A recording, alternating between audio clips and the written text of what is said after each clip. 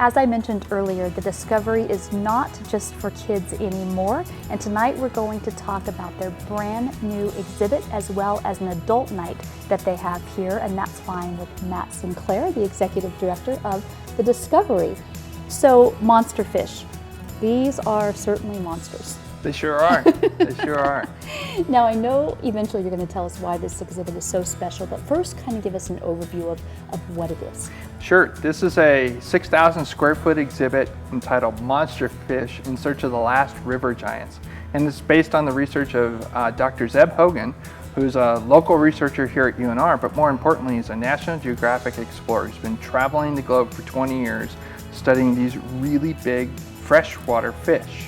It's part of a big worldwide research project called the Megafishes Project, and Zeb studies these fish that are more than 200 pounds or more than 6 feet long. So now, you told me these are actual life-size. The models that people will see in the exhibit are actual life-size fish that Zeb has come face to snout with in the water, and these are real fish all over the planet. When I walked in with my camera crew and production and everything, the first thing we all said was we didn't even know there were fish this big in the water. That's right, that's right. That's one of the things that makes this exhibit and Zeb's research so special. We have spent collectively billions of dollars in universities and governments studying the world's oceans, but not even a fraction, 1/2% studying the world's freshwater sources. And Zeb's research came out of asking some good questions about what's in our freshwater ecosystems. And these fish in particular, most of them featured in this exhibit, are critically endangered and serve as indicators of larger healthy ecosystems. So aside from the life-size fish, what else? 6,000 square feet. There's a lot of other stuff going on here. There's a lot going on. This exhibit features 6 life-size models that visitors can get up close and personal with. But a National Geographic exhibition also includes tremendous photography, great video from Zeb's show. Zeb's been on the air on Nat Geo for 6 seasons now, where film crews have followed him around doing his research. So there's wonderful video segments from the show.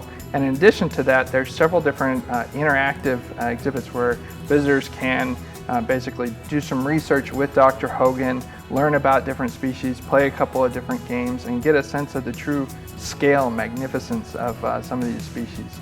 I love the fact that there's a real great combination of the visual parts as well as the true hands-on parts. Yeah, there's lots of great content in this exhibit, and it's one of the things that was really appealing to us about the exhibition was there's something for everyone in this space. There's just the majesty of these wonderful models, there's interactives, there's great text and beautiful photography and video throughout. Now, this is a traveling exhibit. That's right. Would it be safe to say that this is the largest exhibit that the Discovery has done so far? Yeah, and it's our first traveling exhibition since opening our doors. So tell me what that means, traveling exhibition. A traveling exhibition means that we have borrowed or rather rented this exhibition from another museum, in this case National Geographic. So this exhibit debuted in Washington, D.C. Back in the spring, and we the Discovery get to be the very first stop on its national tour, and that's a big deal because a big exhibit like this typically goes to much larger markets for the first several years of its exhibit life, and then will come to smaller markets like Reno. But since we had the connection with Dr. Hogan and our colleagues at National Geographic, we were able to negotiate being the first stop on its tour. So it's very, very special. That's a great reason why people should come and see it Absolutely. By itself, because normally they'd have to travel, to get there. Yeah. So, and as indicated by the name, a temporary or traveling exhibition, how long do we have it? Won't be here forever. Folks have through Memorial Day to come down and check out the exhibition. So it's just here for about 6 months. Yeah. And this exhibit is great for young kids, teenagers, adults, grandparents. I mean, it's interesting, I think, to any age you could possibly imagine. That's right. Just a few months ago, we were in one of our other exhibits talking about the Discovery's vision to really expand the experience that people can have here and attract visitors of all ages. And Monster Fish is another example of that. So this is truly an interactive thing for everybody, all ages. That's fantastic. So, of course, the Discovery has wonderful things for young children, your middle schoolers, your teenagers, whatnot. But you also have a lot of great stuff for adults, and that's why I want you to tell my viewers about your adult-only night, which you call Social Sciences, I believe. Social Science, yeah, that's right. About once a quarter on a Saturday night, we kick all the kids out of the building.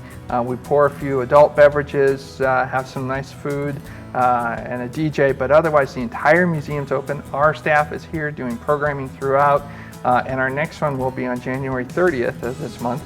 And it's all themed around monster fish. So we'll have fishing activities all throughout the museum, different opportunities to learn more about the exhibition.